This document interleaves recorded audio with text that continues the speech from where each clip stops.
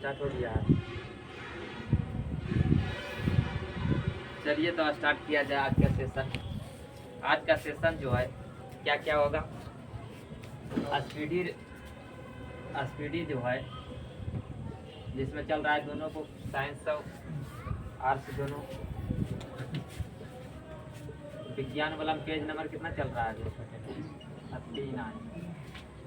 इसमें चलेगा अध्ययन वाला में क्या चीज? अरे पृथ्वी है, पृथ्वी ना होगा, पर्वत है, पर्वत, द्वीप, मैदान, मिट्टी,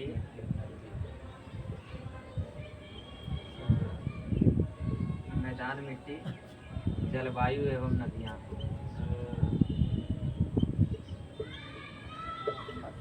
जलवायु एवं नदियाँ किसके बारे में पढ़ना? इतना चीज के बारे में पढ़ना। लुसेंट में क्या चलेगा यार? आज लुसेंट में चलेगा विजयनगर। विजयनगर जो है, विजयनगर है जो कहाँ था? कर्नाटक में वंश चल रहा था। विजयनगर का शाब्दिक अर्थ होता है क्या? जीत का शहर। क्या होता है? जीत का शहर। पढ़ना है इसके बारे में। इसका जो स्थापना किया था संगम पुत्र। कौन था? संगम पुत्र, मतलब उसके जो स्थापना किया था, संस्थापक था, उसके पिता का नाम था संगम, लेकिन इसको संस्थापक का नाम क्या था? संस्थापक का नाम था हरिहर एवं बुक्का। हरिहर एवं बुक्का। इसमें जो हुआ था विजयनगर में टोटल 4 राजवंश आया था। कितने? 4 राजवंश। जिसमें पहला वंश था संगम। कौन था? संगम। दूसरा आता है सुल्लू, तीसरा आता है कुल्लू, और चौथा आता है आरबीडू वंश। चलिए इसके बारे में पढ़ना है। चलिए देखते हैं, उसके बाद शुरू करते हैं। पढ़ना है किसके बारे में? पहले शुरू सामान्य अध्ययन से। समान अध्ययन में पढ़ना है, जिसमें बताना है कि हिमालय जो है कैसी चट्टान से बनी है?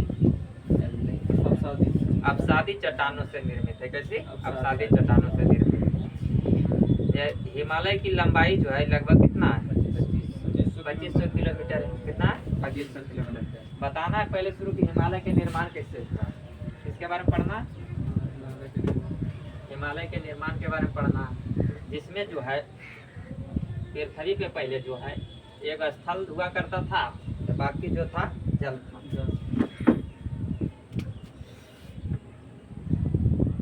ये हो गया पृथ्वी। क्या हो गया? पृथ्वी। या पृथ्वी पर इतना भाग जो है क्या है? भूखंड है, मतलब स्थल भाग है। क्या है? स्थल। या बाकी जो है इतना नहीं होगा, क्या 71% तो जल्दी है। ये हो गया स्थल। अब बाकी जो बचा है वो क्या चीज है? जल। तो जल वाले भाग को क्या बोला जाता था? पैंथेलासा। क्या बोला जाता था? पैंथेलासा। या स्थल वाले भाग को पैंजिया। क्या बोला जाता था? पैंजिया। स्थल वाले भाग को उस समय क्या बोला जाता था? पैंजिया। जो जल वाले भाग को बोला जाता था पैंथेलासा। उसके बाद जो होता है कई अरबों वर्ष बीतने के बाद जो होता है स्थल भाग जो होता है टूटना स्टार्ट हो जाता है। क्या होता है? टूटना स्टार्ट हो जाता है, जिसमें जो होता है पहला टूटता है। तो पहला टूटता है तो इसको 2 भागों में बांट देता है स्थल भाग को। कितने भागों में? 2। तो जैसे ही चारों तरफ इसका जल या बीच में टूट जाएगा, तो फिर बीच में तो जल जम जाएगा। तो यही हुआ, मतलब क्या हुआ? पृथ्वी है, पृथ्वी के जो है ये 2 भागों में टूट गया। ठीक, 2 भागों में टूट गया। तो ये हो गया, ये भी स्थल, ये भी हो गया स्थल, भूमि हो गया। तो बाकी जो बचा जो जल है। तो ऊपर वाले भाग को क्या बोला गया था? इडवाना लैंड। क्या बोला गया था? इडवाना लैंड। ये निचले वाले भाग को बोला गया था गोंडवाना लैंड। क्या बोला गया था? गोंडवाना लैंड। उसके बाद वैसी मतलब कि और टूटा, टूटते गया।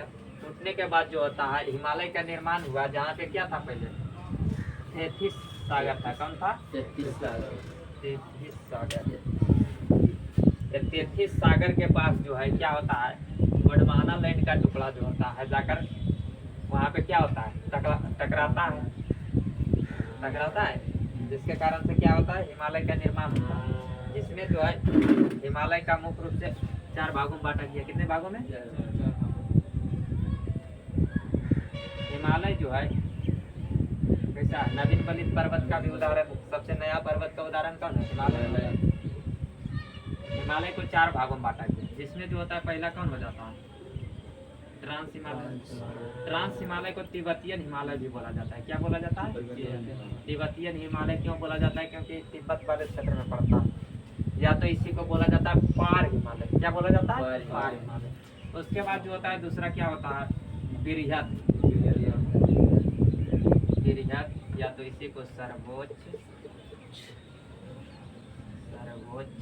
या इसी को बोला जाता है क्या, महान। या इंग्लिश में महान को ग्रेट बोला जाता है, ग्रेट हिमालय। इतना जो नाम है एक ही हिमालय का नाम, किसका? दूसरा हिमालय जो है। उसके बाद जो है तीसरा हिमालय को बोला जाता है लघु हिमालय। क्या बोला जाता है? लघु या मध्य हिमालय। क्या बोला जाता है? लघु या मध्य हिमालय, इसको दूसरा वाला बात। उसके बाद जो है चौथा एवं लास्ट जो होता है शिवालिक। क्या होता है? शिवालिक होता है, या इसी को बोला जाता है बाह्य हिमालय। क्या बोला जाता है? बाह्य हिमालय। 4 हिमालय हो गया, जिसमें जो होता है भारत में पाए जाने वाले मुख्य रूप से 3 हिमालय। कितना? 3 हिमालय। एक हिमालय है जो ट्रांस हिमालय भारत में, इसको पार इसीलिए बोला जाता है, नहीं पाया जाता है इसका कुछ भाग, लेकिन मतलब मुख्य रूप से ये पार हिमालय का भाग, जिसमें जो होता है इसमें पाया जाता है कौन कौन, इसमें पाया जाता है कौन कौन श्रेणी, काराकोरम, लद्दाख,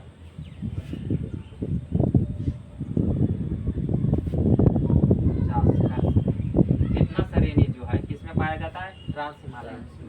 ट्रांस हिमालय जिसमें काराकोरम का सबसे ऊंचा चोटी है K2। कौन है? K2। या इसी को बोला जाता है गॉडविन स्टीन। क्या बोला जाता है? Godwin Austen. जो भारत की, किसकी? भारत की सबसे ऊंची चोटी। किसकी? भारत की सबसे ऊंची चोटी, लेकिन हाई कहाँ पे? पीओके वाले क्षेत्र में, हाई लद्दाख में, लेकिन ये कब्जा है किसके? पाकिस्तान के। जिसमें जो होता है इसका ऊंचाई कितना है K2 का? 8611 मीटर। कितना?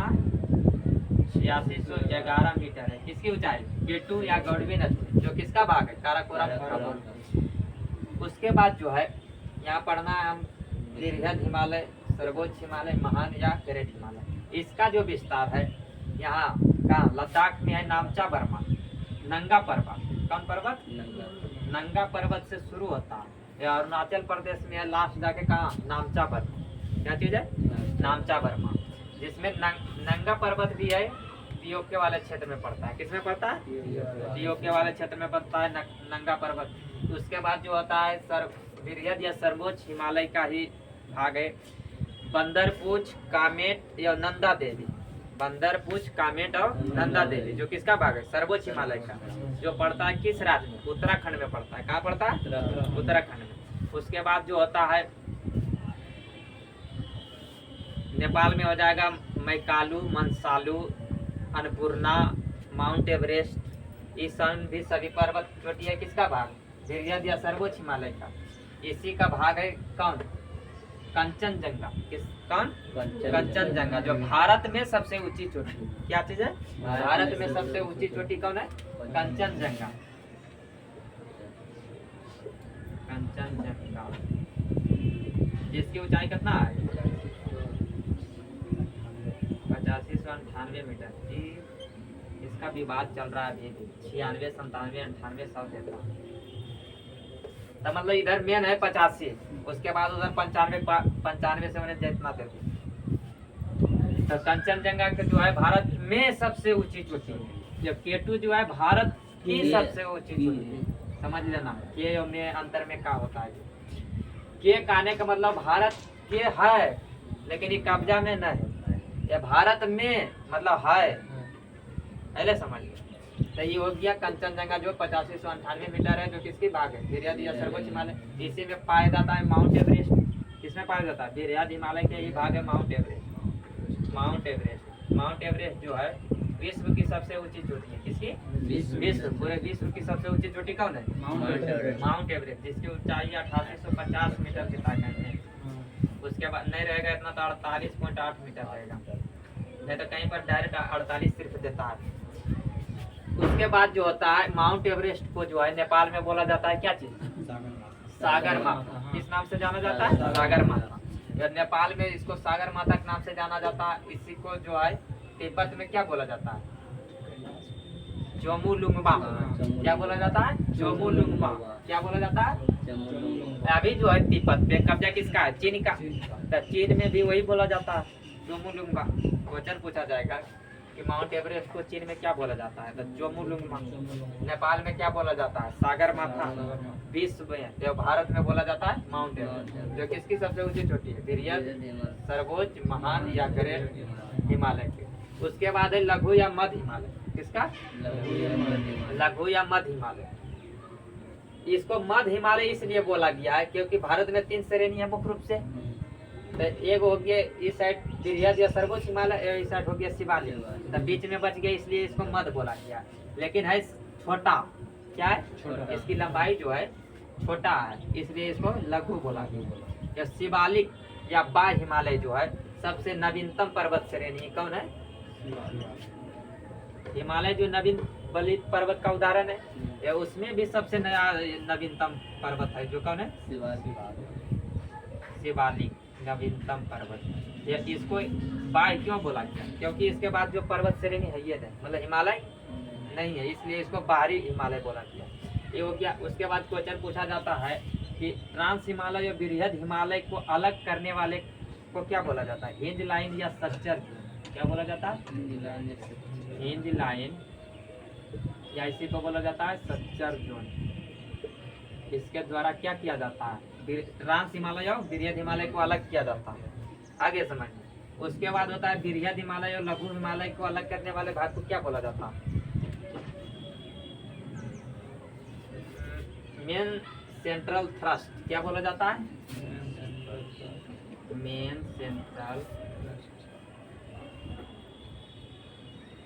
Central thrust.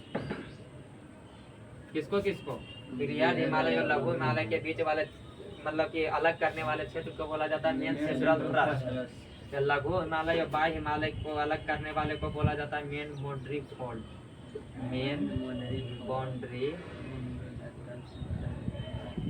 Boundary fault.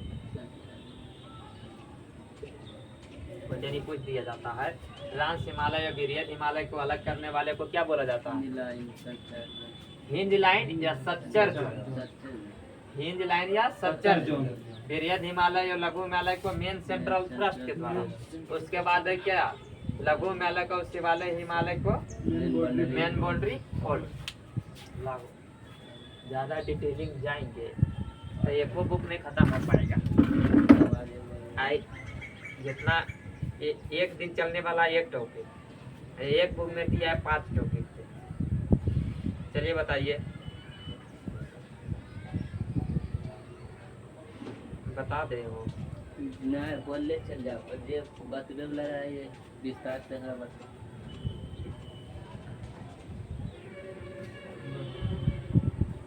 चलो बताओ। उत्तर के पर्वतीय क्षेत्र को 4 समांतर पर्वत श्रेणियों में बांटा गया, जिसमें पहला होता है ट्रांस हिमालय। ट्रांस हिमालय को तिब्बत क्षेत्र में है, इसलिए तिब्बतीय हिमालय बोला जाता है। उसके बाद दूसरा हिमाद्री महान या महान हिमालय। तीसरा है लघु या मध्य हिमालय। चौथा है शिवालिक या बाह्य हिमालय। उसके बाद है हिमालय की सबसे ऊंची श्रेणी को हिमाद्री है। हिमालय की सबसे ऊंची श्रेणी जो है किसमें पाया जाता है, हिमाद्री में नहीं, बृहद, सर्वोच्च, महान, ग्रेट या हिमाद्री हिमालय कहा जाता है। किसको, इसी का सब नाम इसी में माउंट एवरेस्ट पाया जाता है जो विश्व की सबसे ऊंची चोटी है। तो यहाँ क्वेश्चन बोल रहा है कि हिमालय की सबसे ऊंची श्रेणी जो है हिमाद्री में है। किसकी? हिमाद्री। भारत का सर्वोच्च शिखर जो है कंचनजंगा कहाँ पर था? सिक्किम में, जिसकी ऊंचाई कितना है? 8598 मीटर है, जो किस हिमालय में है? हिमाद्री हिमालय में। हिमाद्री हिमालय भी उसी को बोला जाता है। विश्व का सबसे ऊंची चोटी माउंट एवरेस्ट है जो 8850 मीटर है, ये भी हिमाद्री में स्थित है। माउंट एवरेस्ट को नेपाल में सागर माथा बोला जाता है, तिब्बत में चोमोलुंगमा बोला जाता है। ट्रांस हिमालय महान हिमालय के उत्तर में है। ये इसका श्रेणी है कौन कौन? काराकोरम, लद्दाख, जास्कर एवं देता है कैलाश पर्वत। उसके बाद जो है श्रेणियां इस किसका? ट्रांस हिमालय का। भारत की सबसे ऊंची चोटी केटू जो है या गॉडविन स्टेट, वो काराकोरम श्रेणी का भाग है। किसका? काराकोरम। ट्रांस हिमालय या बृहद हिमालय जो है हिंज लाइन या यहाँ दिया कुछ सूचर झुंड, हिंज लाइन या सूचर झुंड के द्वारा अलग होता है। लघु हिमालय महान हिमालय के दक्षिण में, लघु हिमालय महान हिमालय के दक्षिण में है। ऐसे बीच में रखता है, उधर ऊपर का क्या बोलते हैं? नीचे दक्षिण। तो वही बोल रहा है कि लघु हिमालय जो है महान हिमालय के दक्षिण में है। चलिए उसके बाद बताइए।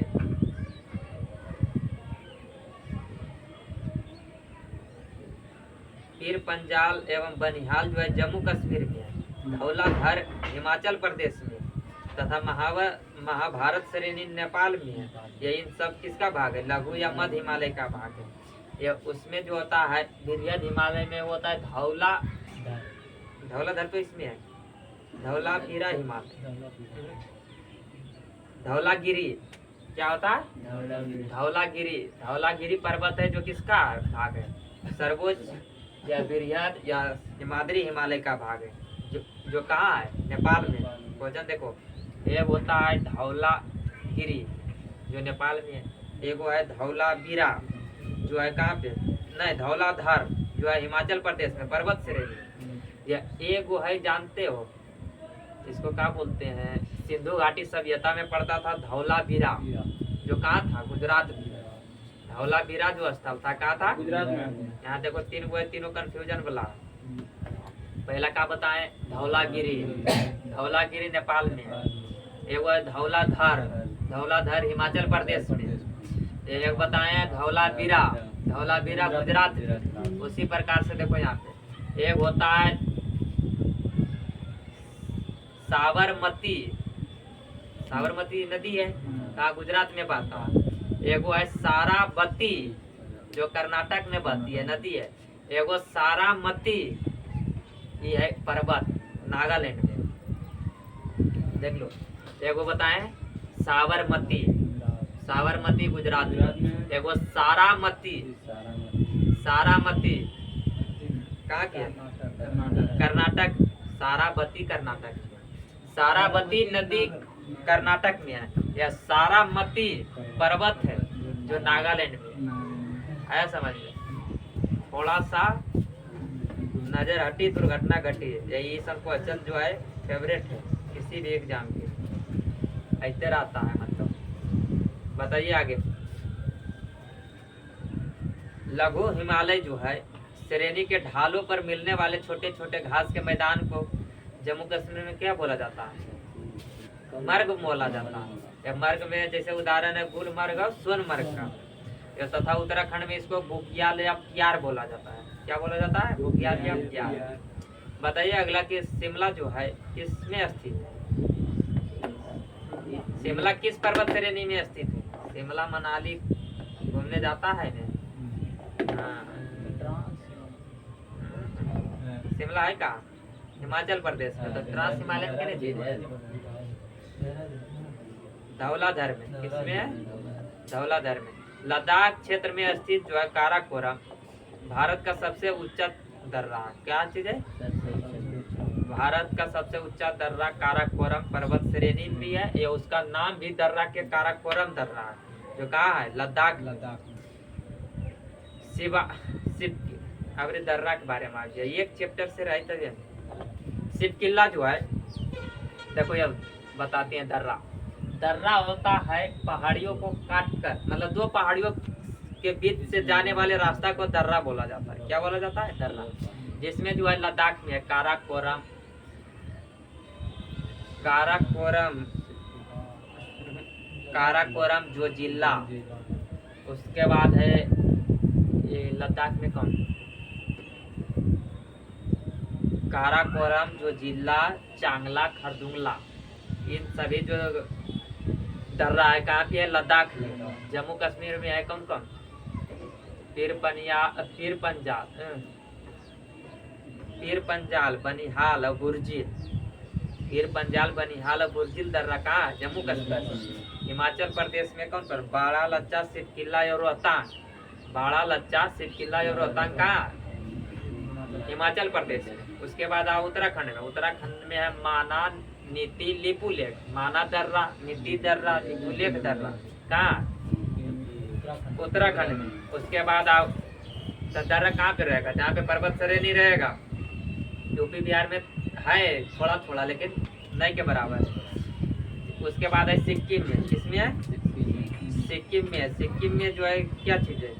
नाथुला या जलेपला। नाथुला या जलेपला दर्रा जो है कहाँ पे है? सिक्किम में है। उसके बाद आओ यहाँ पे अरुणाचल प्रदेश में। अरुणाचल प्रदेश में कौन कौन है? अरुणाचल प्रदेश में कौन कौन दर्रा है? अंगयाप, अंगयाप, बोमडिला या दिफू। अंगयाप, बोमडिला या दिफू कहाँ? अरुणाचल प्रदेश में। उसके बाद आओ यहाँ पे मणिपुर में है तुज्जू दर्रा। क्या? तुज्जू दर्रा। ये बार हम याद होगा, लेकिन बार बार सुना करो, रिपीट होगा। बताओ बुर्जिल और जो जिला दर्रा कहाँ है? बुर्जिला दर्रा तो जम्मू कश्मीर में है। ये जो जिला भी देता है जम्मू या कश्मीर। लिपुलेख, लिपुलेख दर्रा, थांगला दर्रा, नीतिला दर्रा कहाँ है? उत्तराखंड में। जलेपला और नाथुला सिक्किम में। बोमडिला या बुमला, दिफू या अंगयाप अरुणाचल प्रदेश में। बारालच्चा हिमाचल प्रदेश में। बारालच्चा दर्रा जो है लेह को मनाली, लेह को मनाली से जोड़ता है। सेनकोटा दर्रा तिरुवनंतपुरम से मदुरई के बीच। सेनकोटा दर्रा है जो तिरुवनंतपुरम से मदुरई को जोड़ता है। कहाँ है? केरल में।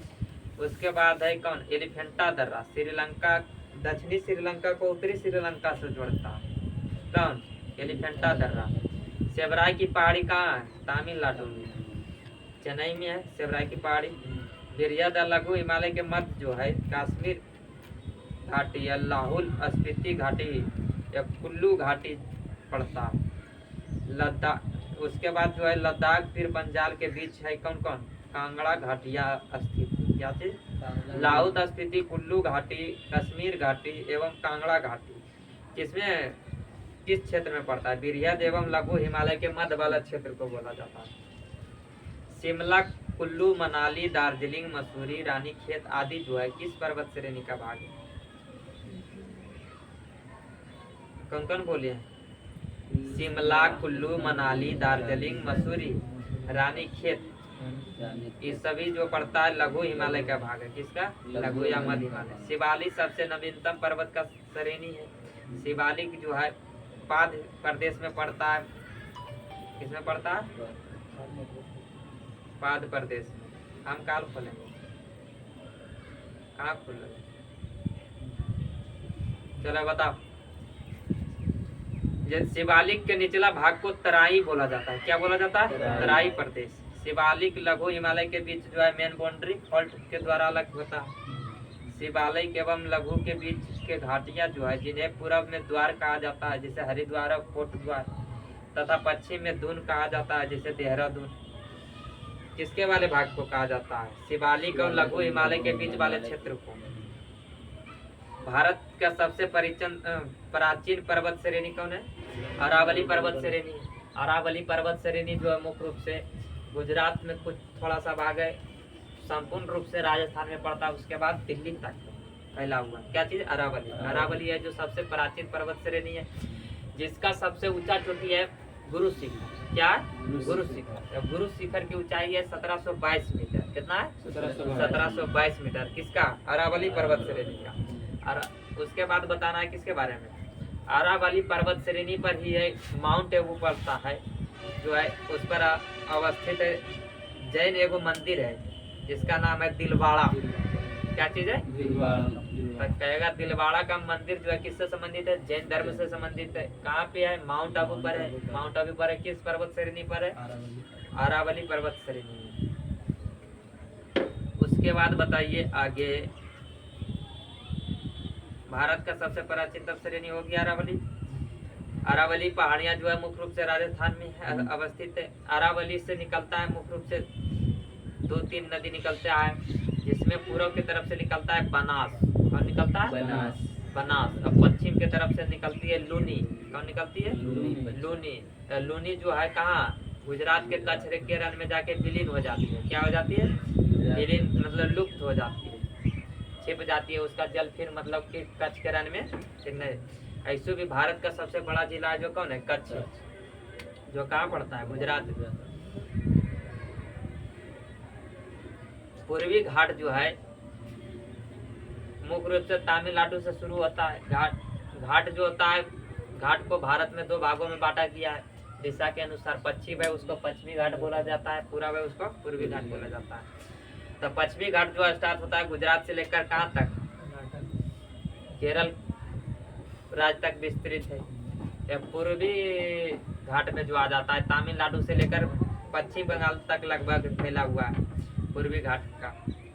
नीलगिरी की सबसे ऊंची चोटी है जो कहाँ? क्या?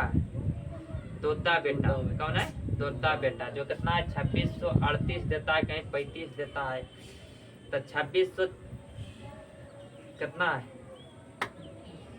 2635 मीटर है। कितना है?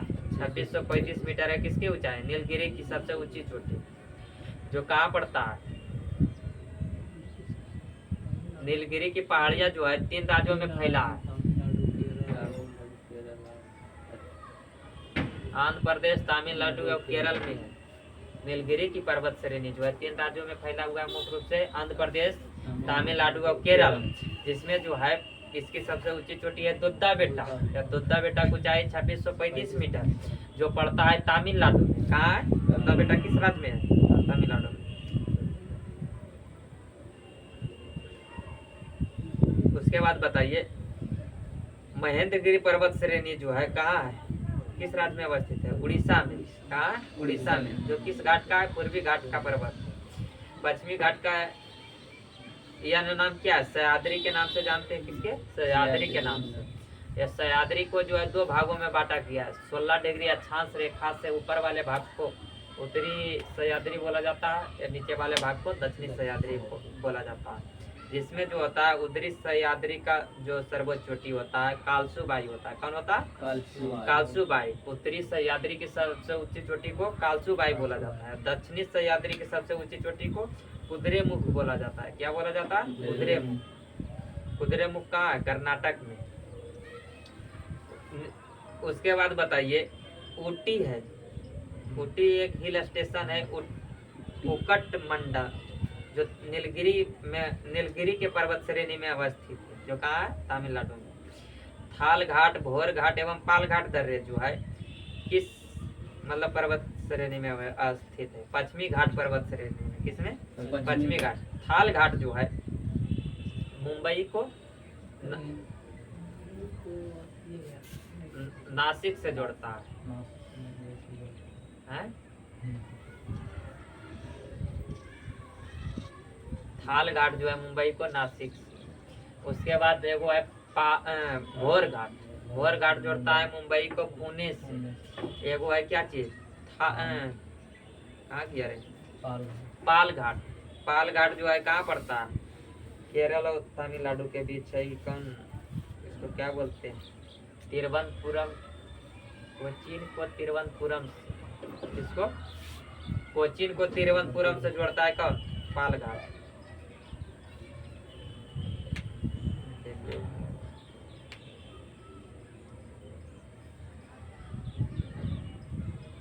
यहाँ यहाँ दिया है पालघाट कोयम्बटूर को कोच्चि से जोड़ता है। किसको? पालघाट जोड़ता है किसको? कोयम्बटूर से कोच्चि को। गुजरात से गोवा तक के तट को बोला जाता है कोंकण तट। ऐसे गुजरात के तट को बोला जाता है काठियावाड़ तट। उसके बाद जो होता है महाराष्ट्र या गोवा वाले तट को बोला जाता है कोंकण तट। कर्नाटक वाले तट को बोला जाता है केंद्रा तट। या केरल वाले तट को बोला जाता है मालाबार तट। उसी प्रकार से जब पूर्वी घाट में आएंगे तो तमिलनाडु कृष्णा नदी मतलब कन्याकुमारी से लेकर कृष्णा डेल्टा तक वाले क्षेत्र को बोला जाता है कोरोमंडल तट। या उससे ऊपर आएंगे उसको बोला जाता है उत्तरी सरकार तट। उड़ीसा वाले तट को बोला जाता है उत्कल तट। उसके बाद जो है कहाँ गया हो,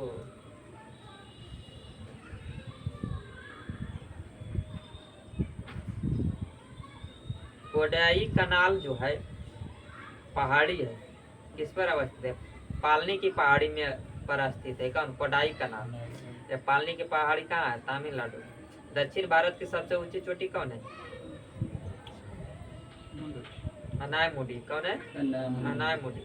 जो किस पर्वत श्रेणी का भाग है? अन्नामलाई, जिसकी ऊंचाई कितना है? 2697 मीटर। कितना है? 2697 मीटर। किसकी? अन्नायमुडी की, अन्नामलाई की नहीं।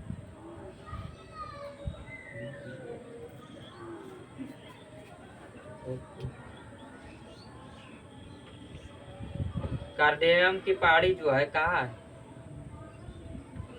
कार्डियम की पहाड़ी को बोला जाता है इलायची की पहाड़ी, जो अन्नामलाई पहाड़ियों के दक्षिण में है, केरल राज्य में अवस्थित है। किसमें? केरल राज्य में अवस्थित है। कौन? कार्डियम की पहाड़ी। भारत के सबसे बड़ा पठार जो है कौन? दक्कन का पठार, जो बेसाल्ट चट्टानों से बना है। एक टॉपिक है तब तो इसमें। चलो बताओ, दक्कन का पूर्वी भाग को क्या बोला जाता है? विदर्भ बोला जाता है। क्या बोला जाता है? विदर्भ। धारबाड़ का पठार कहाँ है? कर्नाटक। धारबाड़ का पठार कर्नाटक। महिम तट तथा दक्कन का पठार है कहाँ? दक्कन का पठार कहाँ? महाराष्ट्र में। दक्कन का पठार महाराष्ट्र में। छोटा नागपुर का पठार, छोटा नागपुर का पठार झारखंड में है, लेकिन भारत का रूर प्रदेश कहलाता है। क्या कहलाता है? रूर प्रदेश। जिसकी सबसे ऊंची चोटी क्या है? पारसनाथ है। मालवा का पठार मध्य प्रदेश में। मालवा का पठार मध्य प्रदेश। क्या चीज?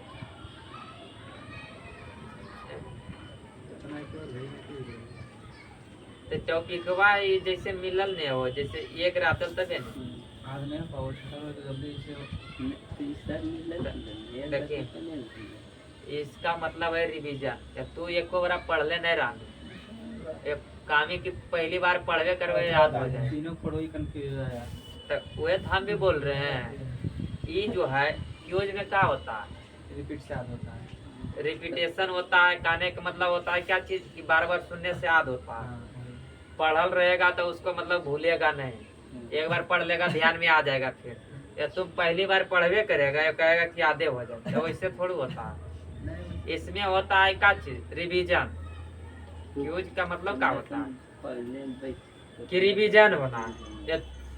सब कुछ पढ़ ले रहा था और उसके बाद इसको तो खाली एक बार पढ़ल चल जाता, कुछ ध्यान में आ जाता, हम बोलते कुछ ध्यान में और आता। जो जरी मनी कंफ्यूजन हो रहा था कि कहाँ है न है, वो क्लियर हो जाता। ये तुम पहली बार सुनवे कर रहा तो कहेगा कि आते हो जाए, ऐसे थोड़ी होता। जैसे में बच्चा जब रहता है तो वो कितना बार फिरता है चलने से पहले या खड़ा होने से पहले, लेकिन वैसी होते होते ना वो चलना ऐसा होता है कि दौड़ने लायक हो जाता है। तो सब चीज क्या है? प्रैक्टिस है। प्रैक्टिस है। तो पहला शुरू ये सब है, इसका आपको पहले थ्योरी पढ़ना पड़ेगा, उसके बाद में इसमें होगा रिवीजन। ये बताओ, हम थ्योरी पढ़ाएंगे तो खाली एक जो है पर्वत कम से कम 2-3 दिन चलेगा। उसके बाद द्वीप है तो द्वीप भी कम से कम 2 दिन चलेगा। मैदान है, मैदान भी 1 दिन कम से कम चलना चाहिए। मिट्टी है तो मिट्टी भी 2 दिन चलेगा। या बताओ 4-5 टॉपिक के नदी है, नदी कम से कम 3-4 दिन के टॉपिक है, 1 दिन दे ले। ये 4-5 के टॉपिक हो गया, 1 2 3 4 5 6 6 टॉपिक में कम से कम महीना दिन के कोर्स से अगर थ्योरी पढ़ाएंगे तब ये इसमें काहल दिया है कि रिवीजन होगा, इसके वजह से दिया है। या तुम कहेगा कि एक ही बार हो जाए, बाबू तो मेहनत करना पड़ेगा, एक ही चीज बात लगे जब तक पढ़ो कि तब तक देखे के बाद नहीं लगे कि याद है हमारा। कौनो किताब खोज, सब में क्वेश्चन सेम रहता है, कौनो किताब रहे, एक किताब तुम मन से पढ़ लो, उसके बाद कोई भी किताब लाके पढ़ो तो उसमें आपको 70 से 80% जो क्वेश्चन रहेगा आपको पढ़ल मिलेगा, या 10 से 20% जो रहेगा क्वेश्चन जैसे मतलब कि आपको नया लग सकता है, क्योंकि जो आता है किसी पुस्तक में और गहराई से दे दिया जाता है। अगर तुम पूरा गहराई से पढ़ लेते हो एक बार, तो ऐसा थोड़ा है कि जितना पढ़ लोगे उतना आधे रहेगा, फिर भी मतलब कि कंफ्यूजन होवे करेगा, तो उसको बार बार पढ़ो। एक दिन में कुछ नहीं होता है, लेकिन एक दिन जरूर होता है। उसके बाद बताओ क्या चीज बता।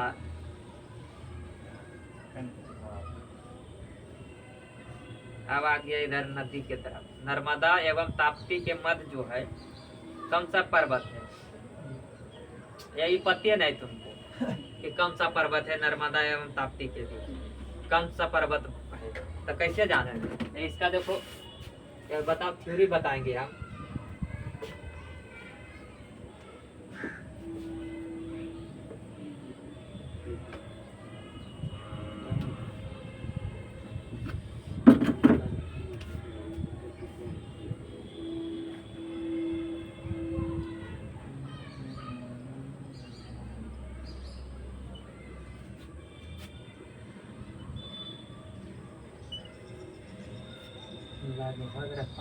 पढ़ना हमको नर्मदा के बारे में, नर्मदा एवं ताप्ती के बारे में। तो यहाँ पे है जो लगभग क्या चीज है, कौन सा पर्वत?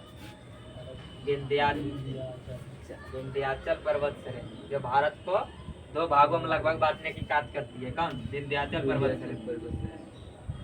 विंध्याचल पर्वत श्रेणी, इसको बोला जाता है भारत का जल विभाजक। क्या बोला जाता है? जल विभाजक। अच्छा, जैसे हम बीच में ऊंचा कर देंगे तो जो भी जल गिरेगा तो जो साइड गिरेगा वो साइड ये ऊंचा हो गया, तो इधर से ढल के इधर चल जाएगा, इधर से ढल के इधर चल जाएगा, तो ये हो गया जल को बांटने वाले। इसलिए इसको बोला जाता है जल विभाजक पर्वत। किसको? विंध्याचल। या इसी को बोला जाता है भारत को 2 भागों में बांटने वाली पर्वत कौन है? विंध्याचल पर्वत। ये हो गया। उसके बाद जो है क्या चीज, यहाँ पे बहती है नर्मदा नदी। कौन नदी? नर्मदा नदी। फिर यहाँ पे है जो पर्वत सतपुड़ा है। कौन है? सतपुड़ा के पर्वत, सतपुड़ा के पर्वत है। उसके बाद इधर बहती है ताप्ती नदी। कौन बहती है? ताप्ती नदी। उसके बाद इधर है पर्वत श्रेणी, इधर भी पर्वत श्रेणी है। यहाँ पे है राजस्थान में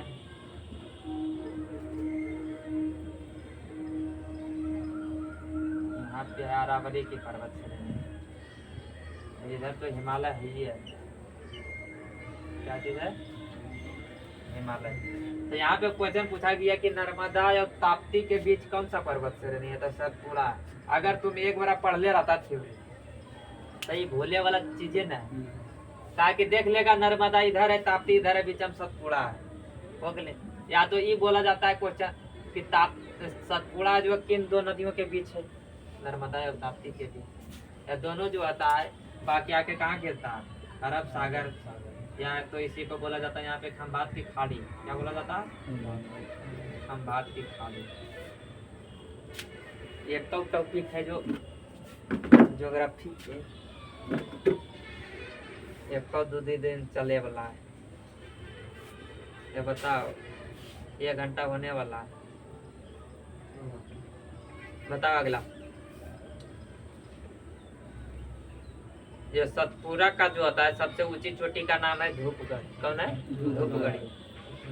उसके बाद बताओ अन्नपूर्णा पर्वत शिखर जो है कहाँ है? बताए थे सब। बिरियद हिमालय के भाग है अन्नपूर्णा कहाँ बताएं?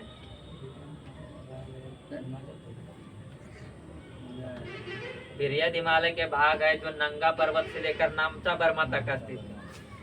ये जो है बिरियद हिमालय का भाग है, यहाँ तक है नंगा पर्वत। उसके बाद कामेट, बंदरपुर, नंदा देवी, ये तीनों हुआ उत्तराखंड। उसके बाद नेपाल में आ जाओ, धौलाधर है। नेपाल में कौन है? आप बोल भी रहा है धौलाधर, धौलागिरी, क्या चीज है?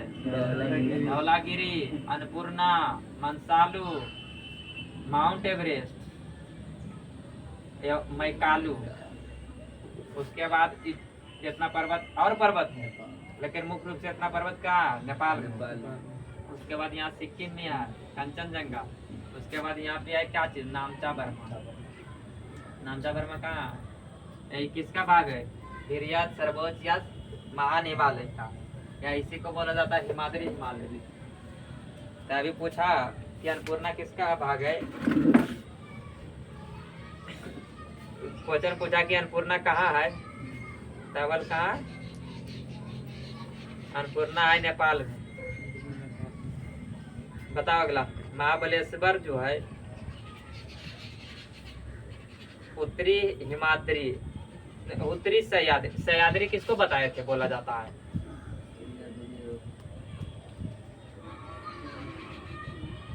पश्चिमी घाट को नहीं बताया था कि पश्चिमी घाट को सह्याद्री बोला जाता है। 16 डिग्री पर सह्याद्री को दो भागों में बांटा गया है। उत्तरी 16 डिग्री के उत्तर वाले भाग को उत्तरी सह्याद्री बोला जाता है। उत्तरी सह्याद्री के सबसे बड़ी भाग पर्वत चोटी है, उसको कालसुबाई बोला जाता है। दक्षिणी सह्याद्री का सबसे ऊंची चोटी को कुद्रेमुख बोला जाता है। तो मतलब पार हो जाते हैं, इधर पार हो जाता है।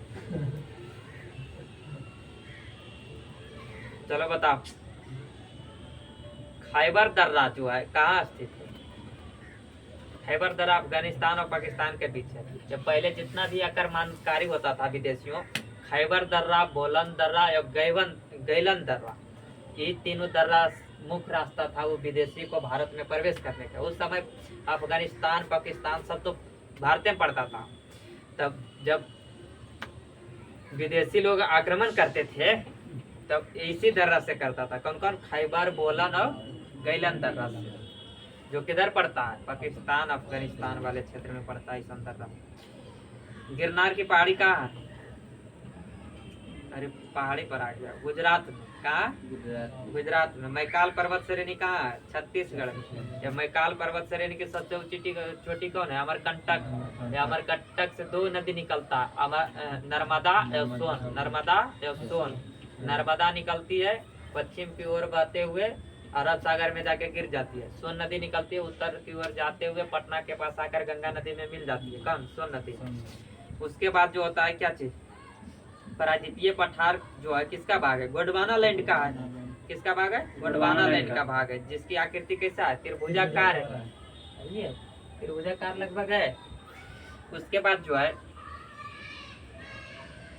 सतपुड़ा की पहाड़ी जो है कहाँ है?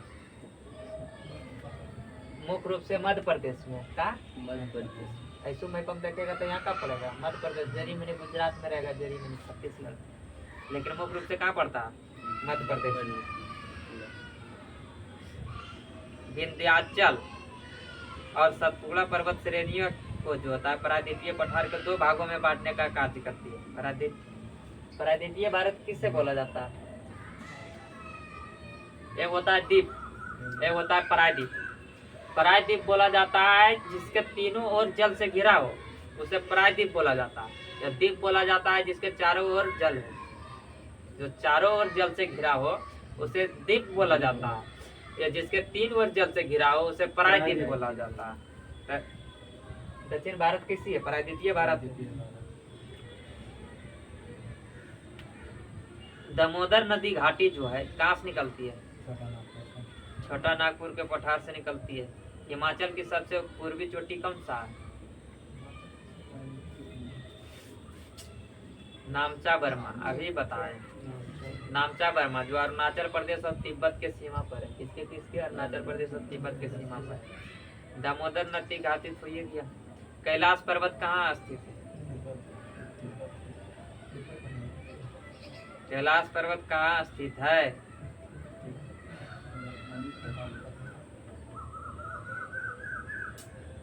चीन में। कहाँ? चीन में, लेकिन वो भाग किसका है? ट्रांस हिमालय का। ट्रांस हिमालय का भाग है कैलाश पर्वत। किसका बताए थे?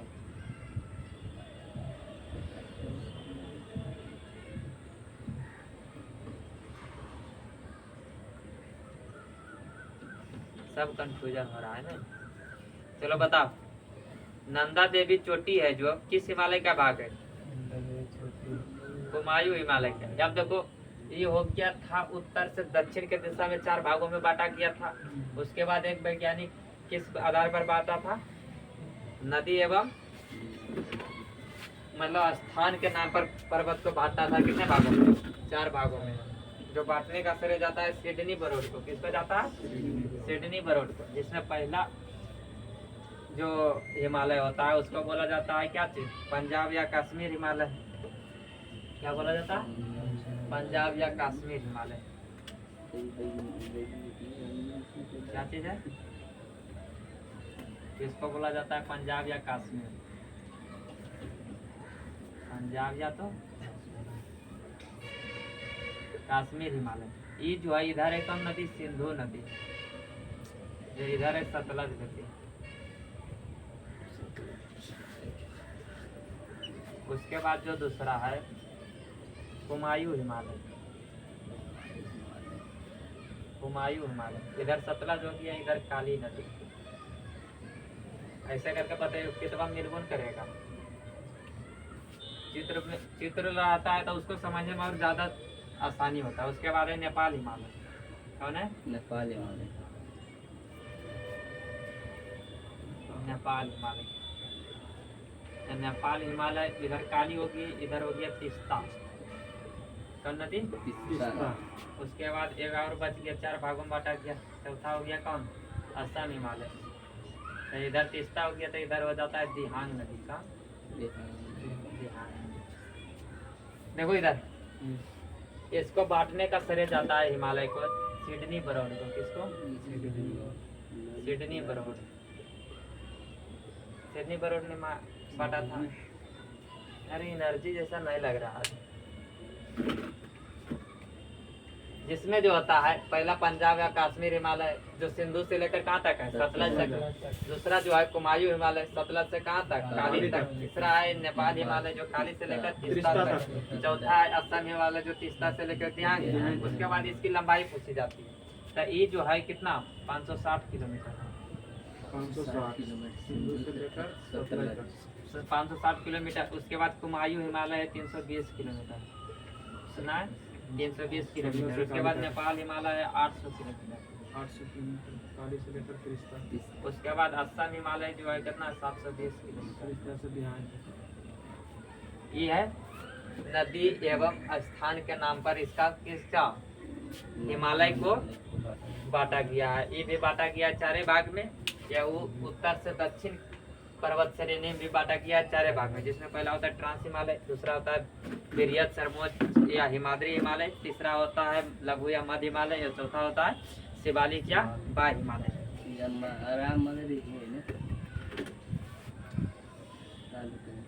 नंदा देवी चोटी जो है कहाँ है? उत्तराखंड में। तिरुपति में है क्या चीज? शेषाचलम की पहाड़ी। तिरुपति मंदिर जो है किसमें है? शेषाचलम की पहाड़ी में स्थित है।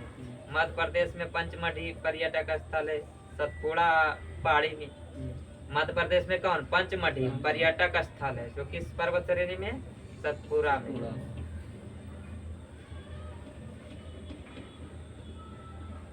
पंचमढ़ी को बोला जाता है सतपुड़ा की रानी। क्या बोला जाता है? सतपुड़ा की रानी। नंदी हिल्स है मैसूर में। मैसूर के पास है कौन? नंदी हिल्स। पानी उनी डाउन रहे।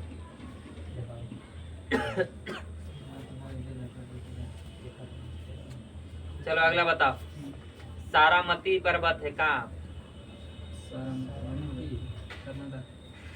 सारामती पर्वत है नागालैंड में। कहाँ बोले? देखो यहाँ पे 3 को बता रहे। साबरमती नदी है। साबरमती नदी है गुजरात में, एगो सारावती नदी है कर्नाटक में, इसी पर है जोग या गरसोपा जलप्रपात, किस पे?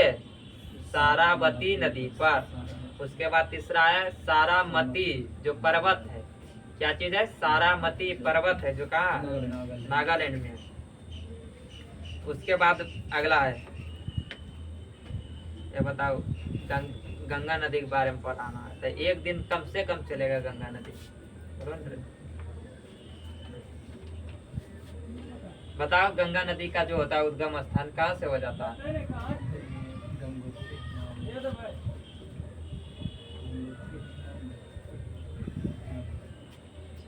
गंगोत्री हिमनद से होती है, किससे? गंगोत्री हिमनद से।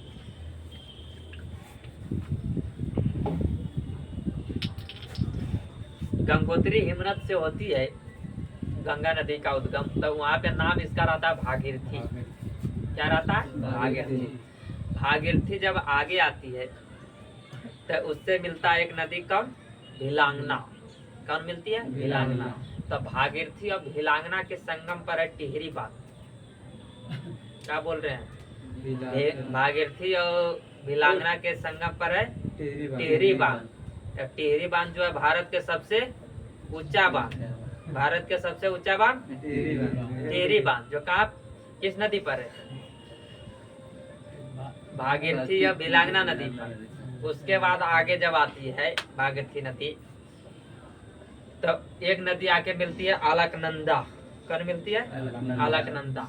अलकनंदा जो निकलती है सतोपथ हिमानी से। किससे निकलती है?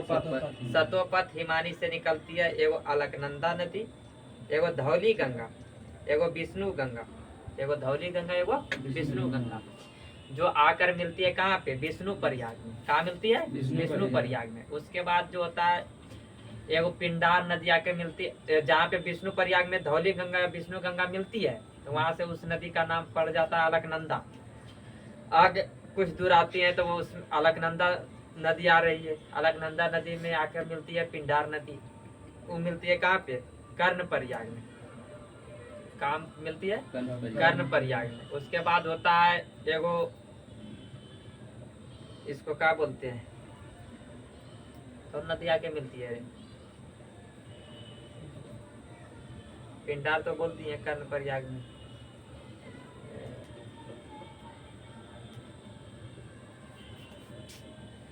आज हमको बोलने का इच्छा नहीं कर रहा है। आमना नहीं तो ये क्या बोलते हैं, विष्णु धौली हो गया, पिंडार नदी हो गया है, तो बच गया कौन? ध्यान में नहीं आएगा वो। उसके बाद जो होता है एक मिलती है इधर से आके मंदाकिनी नदी। कौन नदी? मंदाकिनी नदी, जो केदारनाथ से निकलती है। कहाँ से? केदारनाथ से। जो मिलती है आके अलकनंदा में रुद्र प्रयाग में। किसमें? रुद्र प्रयाग में। उसके बाद जो होता है भागीरथी या अलकनंदा नदी मिलती है जहाँ होता है देव प्रयाग में। कहाँ मिलती है? देव प्रयाग में। तो जहाँ पे अलकनंदा या भागीरथी नदी मिल गई, वहाँ से जो है इसका नाम क्या हो जाता है? गंगा हो जाता है। क्या होता है? गंगा। नमा नहीं है ना यार? एक प्रयाग भी कौन छूट गया है? देव प्रयाग हो गया, रुद्र प्रयाग हो गया, कर्ण प्रयाग हो गया, विष्णु प्रयाग हो गया। एक प्रयाग कौन छूट रहा है?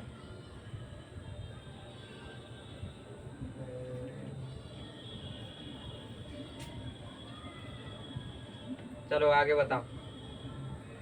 तो जब वहाँ मिलती है तो कौन सा देव प्रयाग में से क्या कहलाने लगती है? गंगा कहलाने लगती है। आगे बढ़ती है गंगा नदी, तो उसमें सबसे पहले आके राम गंगा नदी मिलती है। किसमें? गंगा नदी में।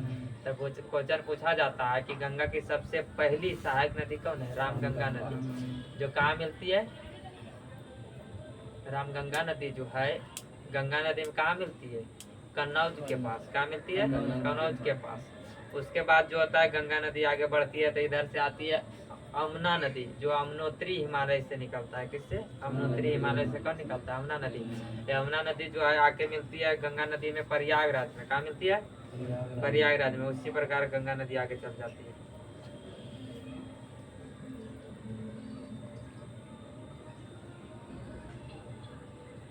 तो इसे पूछा जाता है कि यमुना नदी जो है गंगा की सबसे लंबी सहायक नदी है। क्या चीज है? यमुना की सबसे लंबी सहायक नदी, बड़ी सहायक नदी कौन हो जाएगा? यमुना नदी। यमुना जो है भारत की सबसे बड़ी सहायक नदी है। भारत की सबसे बड़ी नदी गंगा नदी, या गंगा नदी के सबसे बड़ी सहायक नदी यमुना नदी। तो भारत की सबसे बड़ी सहायक नदी यमुना नदी। यमुना नदी को खुला नाला कहा जाता है। क्या कहा जाता है? खुला नाला। सोन नदी जो है गंगा नदी में दक्षिण के तरफ से मिलती है, क्योंकि ये जो बहती है कहाँ से? अमरकंटक के पहाड़ी से निकलती है, पटना के पास जाके मिलती है गंगा नदी में सोन नदी। गंडक नदी को जो है नेपाल में क्या बोला जाता है? शालिग्राम या नारायणी नदी। क्या बोला जाता है? शालिग्राम या नारायणी नदी। भारत में जो होता है सबसे बड़ा नदी बेसिन है गंगा नदी का बेसिन। कौन है? गंगा नदी। उसके बाद जो होता है ब्रह्मपुत्रा नदी के बारे में देखो, सब नदी के दिया है। ब्रह्मपुत्रा नदी है, ब्रह्मपुत्रा नदी का निर्माण होता है कहाँ से? तिब्बत से। कहाँ से होता है? तिब्बत से। कौन सा झील होता है? मानसरोवर झील के पास से निकलती है कौन? ब्रह्मपुत्रा नदी। ब्रह्मपुत्रा नदी को जो है तिब्बत में क्या बोला जाता है?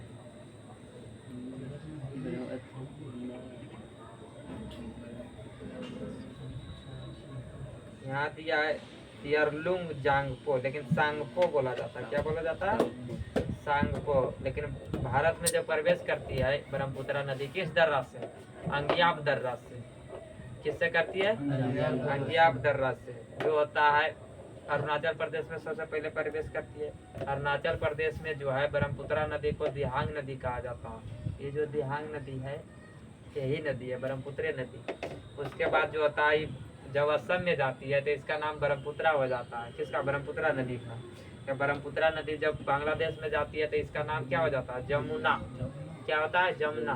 जब ब्रह्मपुत्रा नदी जो जमुना है वो जब गंगा से मिलती है तब मेघना हो जाती है। क्या हो जाती है?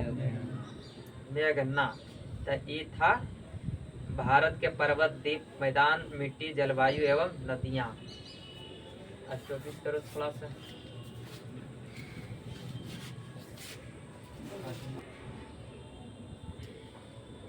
चलिए अभी जो देखना है स्पीडी रेलवे सामान्य विज्ञान के, आज पेज नंबर होगा 39। कितना होगा? 39। उसके बाद जो है बताना, इसका पहला क्वेश्चन है दूध से क्रीम हटाने पर जो होता है उसका घनत्व क्या होता है? बढ़ता। क्या होता है? बढ़ता है। ये दूध से क्रीम निकालने वाली मशीन जो होता है किस बल पर कार्य करता है? अपकेंद्रीय बल पर। किस पर? अपकेंद्रीय बल पर। एक होता है अभिकेंद्रीय, एक होता है अपकेंद्रीय। अभिकेंद्रीय बल में जो बल लगता है केंद्र की ओर लगता है। आया समझ में? या अपकेंद्रीय बल में जो होता है किधर? बाहर की ओर लगता है।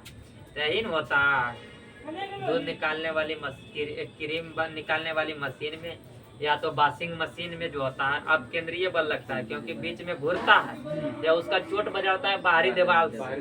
आया समझ में? वो केंद्रीय हो गया। अब केंद्रीय। बताइए सापेक्षिक घनत्व का ऐसा मात्रक क्या? ग्राम सेंटीमीटर पर क्यूब। ग्राम सेंटीमीटर ग्राम पर वैसे बोला है। ग्राम प्रति सेंटीमीटर क्यूब। क्या होता है? ग्राम प्रति सेंटीमीटर क्यूब। उसके बाद जो है आपेक्षिक घनत्व का जो होता है मापा जाता है किसमें? हाइड्रोमीटर में। किसमें? हाइड्रोमीटर। एक होता है आपेक्षिक आर्द्रता। आपेक्षिक आर्द्रता को मापा जाता है हाइग्रोमीटर में। किसमें? हाइग्रोमीटर। चलिए बताइए अति सूक्ष्म मापन के लिए प्रयोग किया जाता है किसका? अति सूक्ष्म मापन के लिए क्या? Vernier calliper. किसका? Vernier calliper. तेल जल के तल पर फैल जाता। क्यों फैलता? तेल का पृष्ठ तनाव पानी से कम होता है। तेल का पृष्ठ तनाव जो होता है जल के पृष्ठ तनाव से कम होता है। 1 जूल बराबर कितना होता है? 10⁻⁷। जूल जो है कार्य या उष्मा का ऐसा मात्रक क्या होता है? जूल होता है। या जूल जो होता है इसका सीजियस मात्रक होता है अर्घ। क्या होता है? ऊर्जा का सीजियस मात्रक क्या है? अर्घ। जो 1 जूल बराबर होता है 10⁻⁷ अर्घ। यही अर्ग में बोलेगा तो ये हो जाएगा 10 के पावर -7 जूल। एक अर्ग बराबर जब पूछ देगा तो 10 के पावर -7 जूल के बराबर होगा। 1 जूल बराबर हो जाता है 10 के पावर 7 अर्ग। एक अर्ग बराबर होगा 10 के पावर -7 जूल। खाद्य ऊर्जा को मापा जाता है कैलोरी में, जिसमें सर्वाधिक ऊर्जा मिलता है वसा से, ऊर्जा मिलता है कार्बोहाइड्रेट से, तुरंत ऊर्जा मिलता है ग्लूकोज से। पृथ्वी के गुरुत्वाकर्षण क्षेत्र का तीव्रता जो अधिकतम होती है, मतलब तीव्रता अधिकतम कहाँ होती है? ध्रुवों पर। गुरुत्वीय कर्षण बल बोले या गुरुत्वीय त्वरण बोले, जिसका जी होता है, गुरुत्वीय त्वरण का संकेत क्या होता है? फटकी जी। जिसका जो मान होता है अधिकतम कहाँ होता है? दोनों ध्रुवों पर होता है। पानी का पृष्ठ तनाव जो अपमार्जक मिलाने पर क्या होता है? घट जाता है। क्या होता है? घट जाता है। जल प्रवाह को मापने के लिए यूनिट प्रयोग किया जाता है, कौन सा? जल प्रवाह मापने के लिए क्यूसेक। हाँ। क्यूसेक इकाई को मापा जाता है। क्यूसेक इकाई द्वारा मापा जाता है किसको? जल प्रवाह। किसको मापा जाता है? जल प्रवाह को मापा जाता है। हाँ, उसके बाद बताइए पृथ्वी की सतह पर ऊर्जा का चरम होता है क्या चीज? पृथ्वी की सतह पर ऊर्जा का चरम स्रोत क्या है? सौर ऊर्जा। कौन सा है? सौर ऊर्जा। केल्विन मान से जो है मानव शरीर का तापमान कितना होता है? 310 केल्विन। केल्विन में डिग्री नहीं लगता है। ध्वनि का यात्रा करती है, ध्वनि यात्रा करती है कि वायु में सबसे अधिक, वायु में सबसे अधिक ध्वनि ध्वनि सर्वाधिक यात्रा करती है एल्युमिनियम में। अच्छा, हाँ। ठोस में। निर्वात में गमन नहीं करती है। ध्वनि है जो अनुदैर्घ्य तरंग का उदाहरण है। किसका? अनुदैर्घ्य। ध्वनि वायु में तीव्र गति से चलती है क्योंकि आर्द्रता उच्च होती है। चमगादड़ अंधेरे में उड़ सकते हैं क्योंकि प्रसरब तरंगे उत्पन्न करती है। तरंगे 3 प्रकार की होती है, अपसरब, सरब और प्रसरब।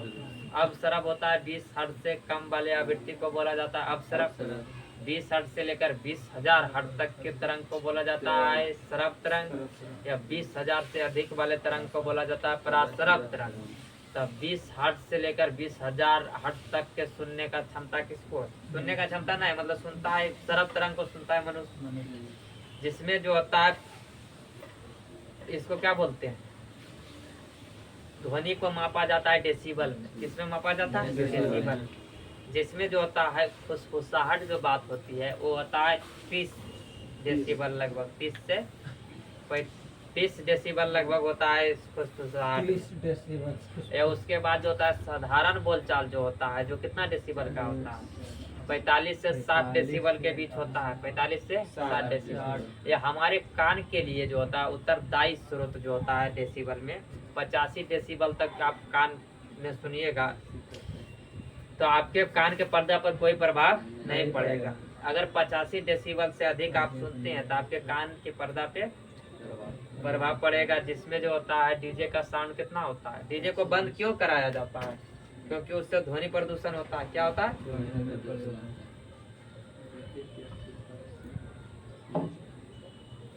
डीजे लगभग 110 से 120 डेसिबल तक साउंड उत्पन्न करता है। कितना? 120 से 120 लगभग करता है।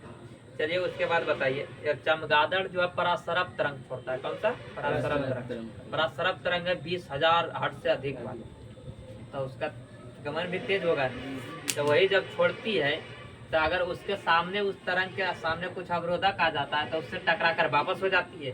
या वापस आने के बाद चमगादड़ को सुनाई देता अंधेरे में उड़ सकती है। किसके कारण? उसी के कारण।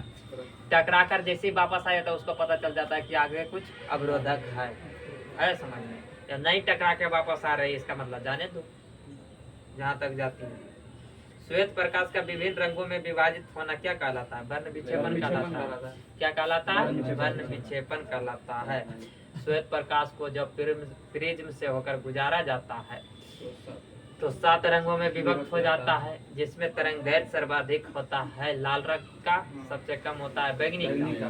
प्रकीर्णन आवृत्ति ऊर्जा होती है सबसे अधिक बैगनी का, सबसे अधिक होता है लाल। तरंगदैर्घ्य नहीं रहे आवृत्ति प्रकीर्णन। प्रकीर्णन का मतलब क्षय होना, किस रंग का तरंग दैर्घ्य कम होता है? बैगनी बैगनी का। का। समतल दर्पण का वक्रता त्रिज्या होती है, अनंत होता है। समतल दर्पण पर बना प्रतिबिंब होता है, काल्पनिक होता है, सीधा होता है, बराबर होता है, उल्टा। पार्श्व उल्टा होता है। क्या होता है? पार्श्व। समतल दर्पण पर बना प्रतिबिंब काल्पनिक होता है, उल्टा होता, काल्पनिक होता है, सीधा होता है, बराबर होता है, पार्श्व उल्टा होता है। ये समतल दर्पण पर पड़ा प्रतिबिंब जो होता है, जितना दूर पर दर्पण से वस्तु है उतने दूर पर क्या होगा? प्रतिबिंब बनेगा। उसके बाद आगे बताओ। वायुमंडल में प्रकाश के विकिरण का कारण क्या है? धूलकण। विसरण विसरण विसरण होना का कारण क्या है? धूलकण के द्वारा होता है। धूप के चश्मे का पावर कितना होता है? लेंस का SI मात्रक डायोप्टर होता है। क्या होता है? डायोप्टर। तो लेकिन धूप का चश्मा है तो उसमें पावर लगाने का जरूरत है उसको धूप से बचाने के लिए, तो 0 पावर का होता है। किस रंग का जो तरंग दैर्घ्य होता है सर्वाधिक होता है? लाल रंग का। तारों के टिमटिमाने का कारण क्या है? वायुमंडलीय अपवर्तन के कारण होता है। किसके कारण? अपवर्तन के कारण। मायोपिया का दूसरा नाम क्या है? निकट दृष्टि दोष। निकट दृष्टि दोष को मायोपिया बोला जाता है, दूर दृष्टि दोष को हाइपरमेट्रोपिया बोला जाता है। कांच में किस रंग का अपवर्तनांक सबसे कम होता है? लाल रंग का। किसका? लाल रंग का। स्नेल का नियम संबंधित है अपवर्तन से, प्रकाश के अपवर्तन से। इन्होंने नियम दिया था साइन आई बटा साइन आर म्यू आर बटा म्यू आई। साइन आई बटा साइन आर बराबर म्यू आर बटा म्यू आई। किसने दिया था? स्नेल ने। जो संबंधित है प्रकाश के अपवर्तन से। आई होता है आपतित किरण, आर होता है परावर्तित किरण। अरे देखो, जैसे इस सघन माध्यम में सघन रहे चाहे विरल रहे, अपवर्तन की घटना तो दोनों में होता है। सघन से विरल में जाओ या तो विरल से सघन में जाओ, दोनों में होता है। सही होता है साइन आई बटा साइन आर। तो साइन आई का आने का मतलब होगा एक कोण, मतलब इधर से जब जा रहे सघन से विरल में तो एक कोण लेना है, विरल से सघन में आ रहा है तो एक कोण लेना आई कोण। ये पार आना है तो ये हो गया आर, परावर्तित किरण। आया समझ में? तो साइन आई बटा साइन आर बराबर म्यू। म्यू किसका मान है? अपवर्तनांक का। म्यू आर बटा म्यू आई होता है। जो किसने दिया था? स्नेल ने। इसी में होता है जब अपवर्तन की घटना होता है, जो सघन माध्यम से विरल माध्यम में जाता है तो अभिलंब से दूर जाता है, जो विरल माध्यम से सघन माध्यम में जाता है तब अभिलंब के पास आता है। कहने का मतलब होता है अभिलंब की ओर मुड़ जाता है। विद्युत चुंबक में करोड़ के रूप में प्रयोग किया जाता है किसका? मृदु लोहा का। किसका? मृदु लोहा का। वे पदार्थ जो चुंबक से कम प्रतिकर्षित होते हैं उसे क्या बोला जाता है? प्रति चुंबकीय पदार्थ। मतलब चुंबक की ओर आकर्षण नहीं हो रहा है तो उसको क्या बोलेंगे? प्रतिकर्षण है तब तो। नाभिकीय रिएक्टर में ऊर्जा उत्पन्न होती है नाभिकीय विखंडन द्वारा। सूर्य की किरणों में कितने रंग होते हैं? 7 रंग। प्रकाश वर्ष किसका मात्रक है? दूरी का। एक प्रकाश वर्ष बराबर कितना होता है?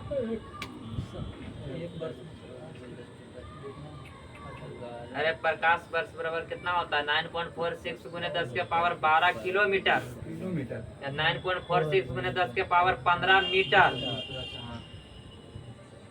उसके बाद बताओ, महासागर में डूबी वस्तु को पता लगाने के लिए सोनार का प्रयोग किया जाता है। Sound of navigation and ranging sonar का फुल फॉर्म। एक होता है radar, radio detecting and ranging, जो होता है स्थल पर वस्तु का पता चलता है। वायुयानों का जो दिशा निर्देशक का कार्य करता है किसके अनुसार? रडार के अनुसार। बताना है सेकेंड के लोलक की काल अवधि जो है कितना होता है? 2 सेकेंड। क्या होता है? 2 सेकंड। विद्युत रूप से परमाणु होता है उदासीन। किसी तत्व के गुणों को प्रदर्शित किया जाता है किसके द्वारा? परमाणु क्रमांक संख्या के द्वारा। परमाणु क्रमांक संख्या के द्वारा उसका मतलब किस कक्षा में है, किस वर्ग में है, किस समूह में है, किस ग्रुप में है, सब पता लगाया जाता है। कैसा तत्व है, किसके द्वारा? परमाणु क्रमांक संख्या के द्वारा। शीशे के संचलन वाले सेल में किस अम्ल का प्रयोग किया जाता है? यहाँ होना चाहिए सल्फ्यूरिक अम्ल, यदि यह फास्फोरिक अम्ल। ये ऑप्शन नहीं होगा बाबू, उसके बाद हो सकता है। शीशा संचायक बैटरी में प्रयोग किया जाता है कौन सा अम्ल? सल्फ्यूरिक अम्ल का, H2SO4 को, जिसे बोला जाता है क्या चीज? अम्लों का राजा। लाल चींटियों के डंक में पाया जाता है फॉर्मिक अम्ल। क्या बोला जाता है? फॉर्मिक अम्ल। शुष्क सेल का एनोड बना होता है जस्ता का। किसका? जस्ता का। सेल में दो चीज पाया जाता है, एगो एनोड एगो कैथोड। एनोड को धन आवेश होता है, कैथोड पर ऋण आवेश होता है। तो यही जो पूछ रहा है कि शुष्क सेल का जो एनोड होता है किसका बना होता है? जस्ता का बना होता है। यूरेनियम विखंडन की सतत प्रक्रिया को जारी रखने में किस कण की जरूरत होती है? न्यूट्रॉन का। किसका? न्यूट्रॉन। कोल गैस मिश्रण होता है, कोल गैस जो है किसका किसका मिश्रण होता है? हाइड्रोजन, मीथेन और कार्बन मोनोऑक्साइड। सभी तेल किस कार्बनिक यौगिक के नाम से जाने जाते हैं? हाइड्रोकार्बन के नाम से। किसके? हाइड्रोकार्बन। जिसमें 3 गो पाया जाता है हाइड्रोकार्बन, एल्केन, एल्कीन और एल्काइन। एल्केन, एल्कीन और एल्काइन। जिसमें पहला जो एल्केन होता है उसको बोला जाता है क्या चीज? संतृप्त हाइड्रोकार्बन। क्या बोला जाता है? संतृप्त हाइड्रोकार्बन। या संतृप्त हाइड्रोकार्बन में एकल बॉन्ड होता है। क्या होता है? एकल बॉन्ड। इसका सूत्र जो होता है CnH2n+2। उसके बाद होता है एल्कीन और एल्काइन को बोला जाता है असंतृप्त हाइड्रोकार्बन, जिसका जो होता है डबल बॉन्ड और ट्रिपल बॉन्ड से जुड़ा रहता है संतृप्त हाइड्रोकार्बन। जिसमें जो होता है सूत्र होता है एल्कीन का CnH2n2, ये एल्काइन का होता है CnH2n-2। उसके बाद बताना है किसके बारे में? मोह मापनी का उपयोग जो होता है क्या चीज होता है? खनिज की कठोरता मापा जाता है मोह से।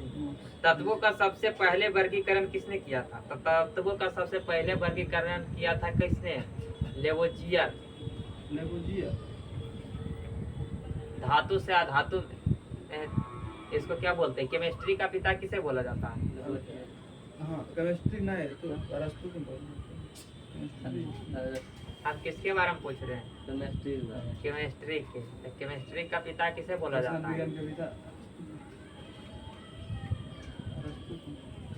अरस्तु को जीव विज्ञान का पिता बोला जाता है।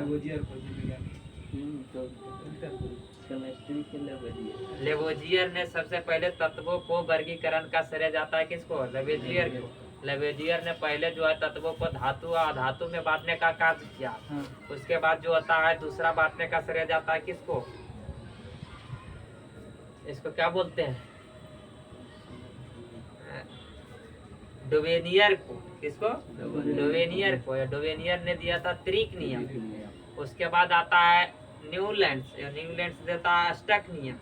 उसके बाद आता है तत्वों को बांटने का श्रेय मेंडलीव को। मेंडलीव ने दिया था आवर्त सारणी। लेकिन फिर आया हेनरी मोसले जो दिया है आधुनिक आवर्त सारणी। आधुनिक आवर्त सारणी किसने दिया? हेनरी मोसले ने। चलिए उसके बाद बताइए, सिगरेट के धुएं का मुख्य प्रदूषक क्या? कार्बन मोनोऑक्साइड होता है, दूसरा में निकोटीन होता है, क्योंकि तंबाकू का मुख्य घटक क्या होता है? निकोटीन। निलंबन कण का आकार होता है 10 to -2 और 10 to -4 सेमी के बीच होता है। न्यूट्रॉन किसका अनिवार्य घटक? नाइट्रोजन बोलो रे। नाइट्रोजन किसका अनिवार्य घटक है? प्रोटीन का। किसका? प्रोटीन का। लाइसोसोम कहाँ पाया जाता है? जंतु कोशिका में। जंतु कोशिका में लाइसोसोम जो होता है ब्लड में नहीं पाया जाता है। किसमें नहीं पाया जाता? ब्लड में। तो लाइसोसोम को बोला जाता है आत्महत्या की थैली। क्या बोला जाता है? आत्महत्या की थैली, जिसका खोज किया था डी डुवेल। किसने? D Duvall. प्लाज्मा झिल्ली किसकी बनी होती है? लिपिड और प्रोटीन।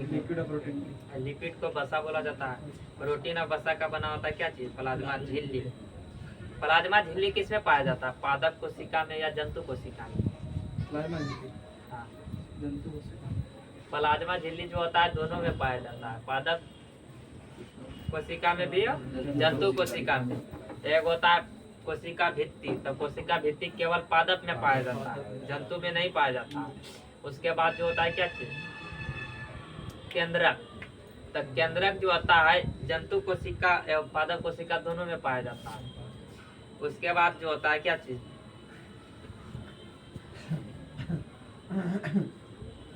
उसके बाद आगे बढ़ो, आगे बढ़ो। डीएनए किसमें पाया जाता है, केंद्रक एवं माइटोकॉन्ड्रिया दोनों में पाया जाता है। डीएनए जो है जीन से बनता है, डीएनए डीएनए से बनता है क्रोमेटिन। क्या बनता है, क्रोमेटिन। या क्रोमेटिन से बनता है क्रोमोसोम। क्या बनता है, क्रोमोसोम। और क्रोमोसोम को बोला जाता है गुणसूत्र। या गुणसूत्र की संख्या शरीर में 23 गुना होता है, 46 को होता है। मनुष्य में कितने होता है, 46, जिसमें 44 गुणसूत्र जो होता है समान रूप से होता है, पुरुष रहे या तो महिला रहे। लेकिन 2 गुणसूत्र होता है, XY पुरुष में, XX होता है महिला में।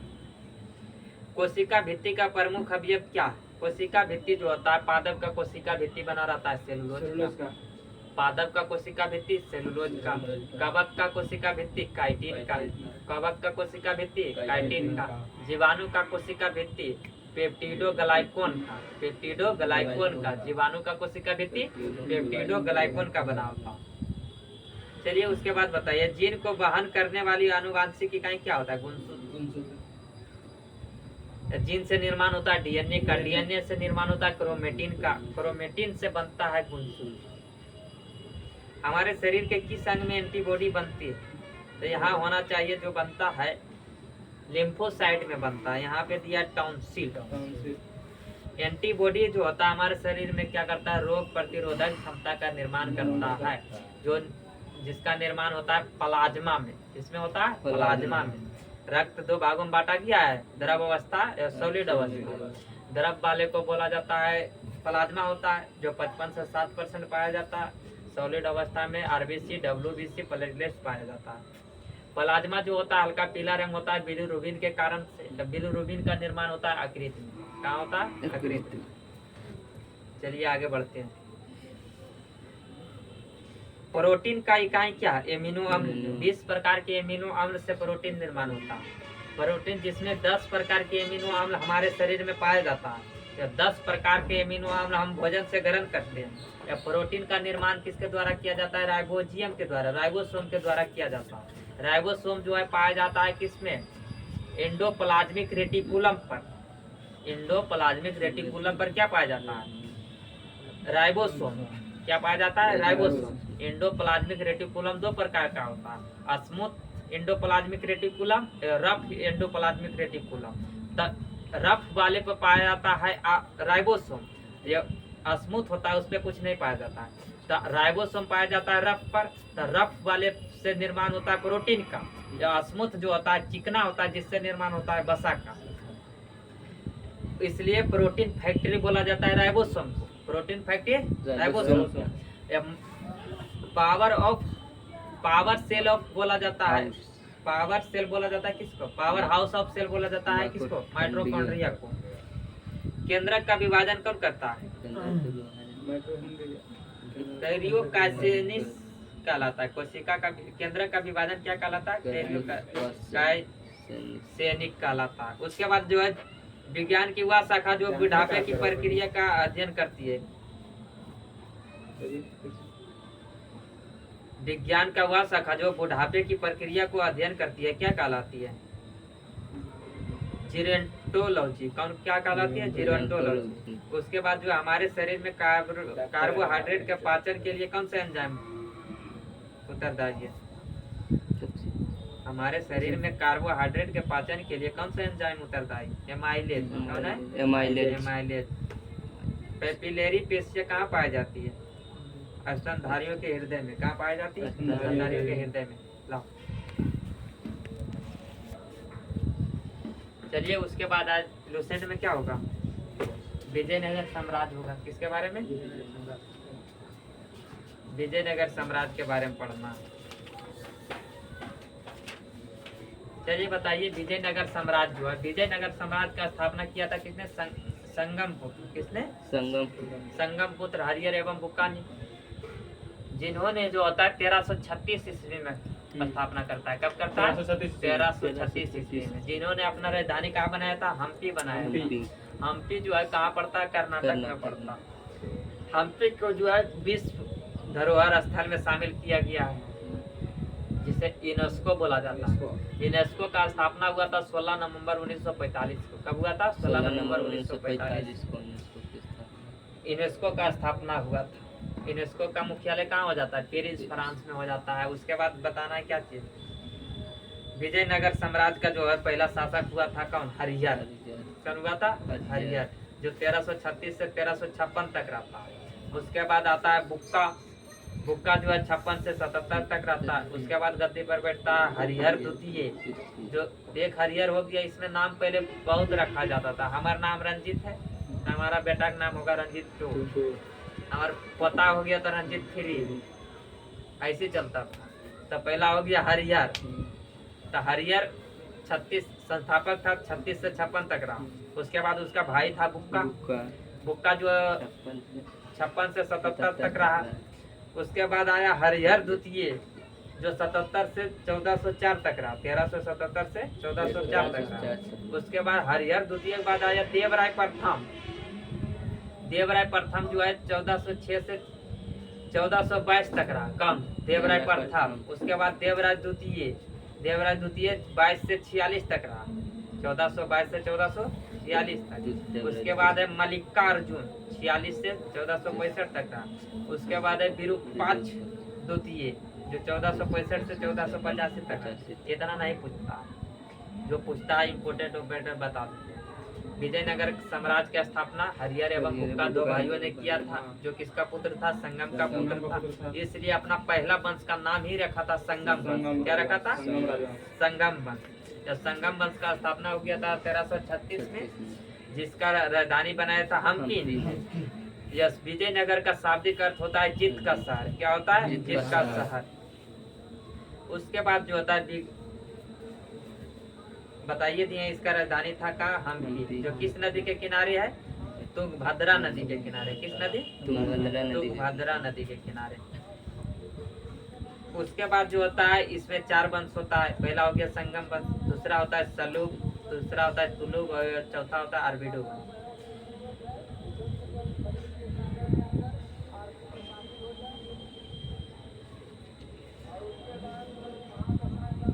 इससे संबंधित जो होता है पुस्तक है कुछ, जिसमें पूछा जाता है अमुक्त मलयाद। क्या पूछा जाता? अमुक्त मलयाद के लेखक कृष्णदेव राय था। कृष्णदेव राय जो है वो हो जाएगा, पहले शासक देखते हैं। संगम वंश के बाद आता है कौन सा? सुल्लुब वंश। कौन सा आता है? सुल्लुब वंश। कहाँ दिया है वो? इतना बढ़िया नाम है संगम। और सुल्लुब कैसे गलत हो गया? और तुल्लुब कैसे गलत है? अरबिडो कैसे गलत है? पहली बार पढ़े लिए देख लिए तो पढ़े करेगा तो क्या होगा? कहाँ गया वो? हमको आज पेट दर्द कर रहा, पूछ लेते हैं। तुलु वंश का महान शासक कौन था? कृष्णदेव राय। कौन था? कृष्णदेव राय। तुलु वंश का संस्थापक जो था वीर नरसिंह था। कौन सा? वीर नरसिंह। और सुल्लुब वंश के संस्थापक था सुलुभ नरसिंह। सुलुभ वंश का संस्थापक था सुलुभ नरसिंह। तुलुब वंश का संस्थापक था वीर नरसिंह। देखो यहाँ पे संगम वंश का संस्थापक हरिहर एवं बुक्का। सुलुभ वंश का संस्थापक सुलुभ नरसिंह। सुलुभ वंश का संस्थापक सुलुभ नरसिंह। तुलुभ वंश के संस्थापक था वीर नरसिंह। या उसके बाद एगो बच गया, कौन था? अरबिडो वंश। कौन बचा?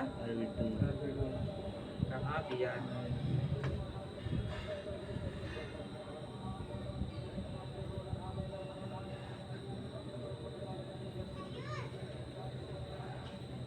अच्छा देख लो, तुल्लु वंश का शासक था कृष्णदेव राय। किस वंश का? तुल्लु वंश का।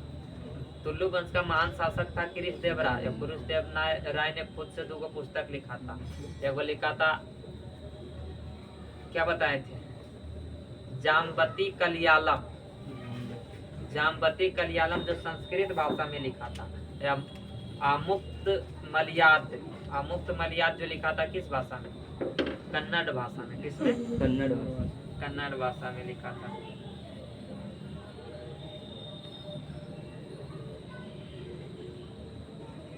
उसके बाद जो होता है, इससे संबंधित पूछा जाता है, आतरी आया था। ये सनातरी जो 4-5 को है ना, एकदम मोस्ट भी आई हमेशा पूछा जाता है। निकोलो कोंटी कब आया था? 1420 में। निकोलो कोंटी कौन आया था? 1420 में। 1420 में यहाँ पर कौन था शासक? देवराय प्रथम। देवराय प्रथम के शासन काल में आता है कौन? Niccolo Conti. कहाँ के यात्री था? इटली के। बोलो फटाफट एकदम।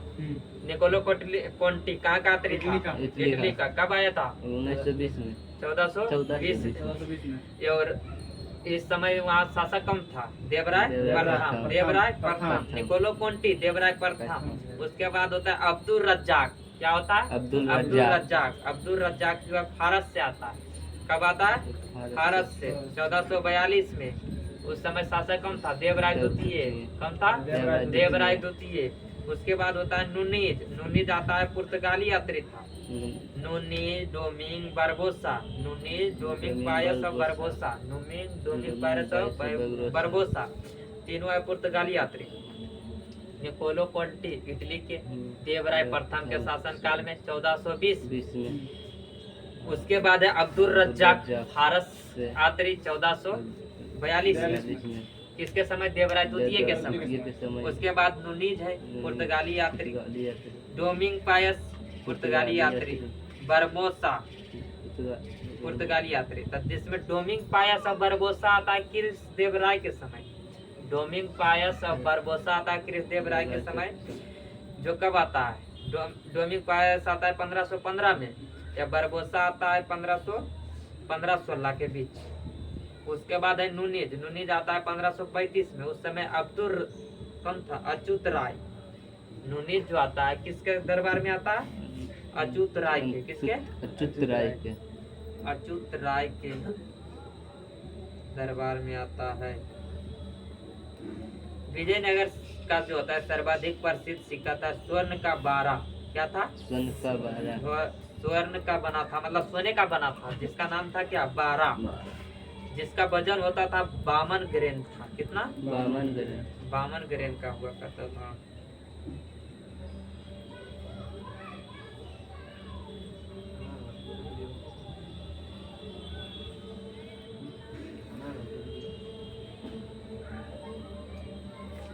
ये अरबीडू वंश का संस्थापक ने बताए थे। अरबीडू वंश का संस्थापक था तिरुमल। कौन था? तिरुमल।